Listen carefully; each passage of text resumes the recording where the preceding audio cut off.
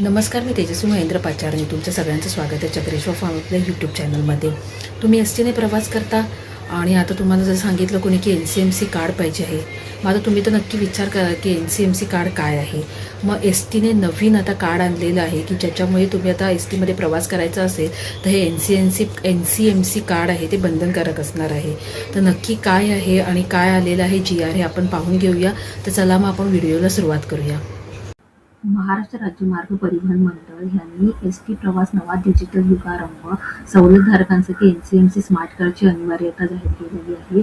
परिवहन मंत्री प्रताप सरनाईक यांनी याची माहिती दिलेली आहे आणि हे जे GR आहे ते 11 फेब्रुवारी 2024 रोजी आहे ते प्रसारित झालेलं आहे. त्याच्यामध्ये लिहिलेलं आहे की महाराष्ट्र राज्य मार्ग परिवहन महामंडळाच्या म्हणजे एसटीच्या प्रवासात आता तंत्रज्ञानाची नवीन पहाट उगवलेली आहे. रोख व्यवहाराच्या पलीकडे जाऊन पारदर्शकता आणि सोयीस्कर सेवा देण्याच्या उद्देशाने एसटी महामंडळाने national common mobility card NCMC प्रणाली लागू करण्याचा ऐतिहासिक निर्णय घेतलेला आहे.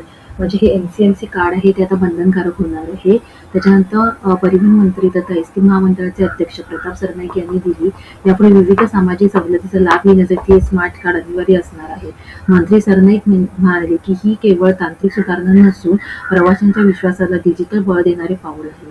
सवलतीचा अचूक नोंद, पारदर्शक प्रतिबद्ध आणि रोगविरहित व्यवहार या तिन्ही गोष्टी एकाच कार्डमध्ये सामावल्या जाणार आहेत. या प्रकल्पासाठी महामंडळाने बेसिक टेक्नॉलॉजी NSDL पेमेंटची करार केला असून लवकरच सर्व आगारामध्ये नोंदणी मोहीम सुरू होणार आहे.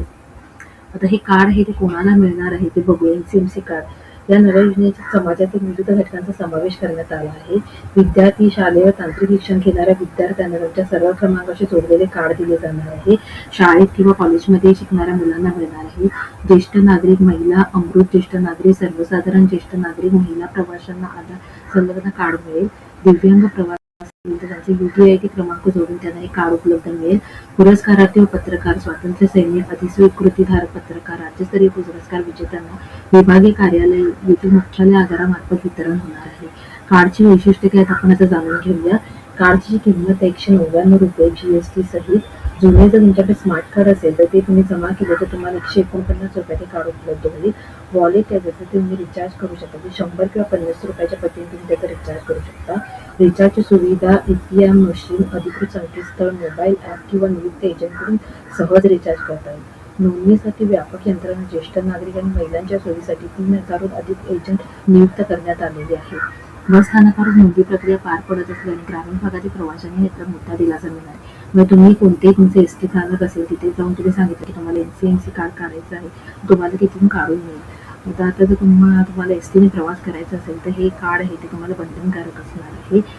त्याच्यामुळे तुम्ही हे कार्ड लवकरात लवकर काढून घ्या आणि अशाच महत्त्वपूर्ण माहितींसाठी आपल्या चॅनल नक्की लाईक आणि सबस्क्राईब करा. हा व्हिडिओ ऐकल्याबद्दल धन्यवाद.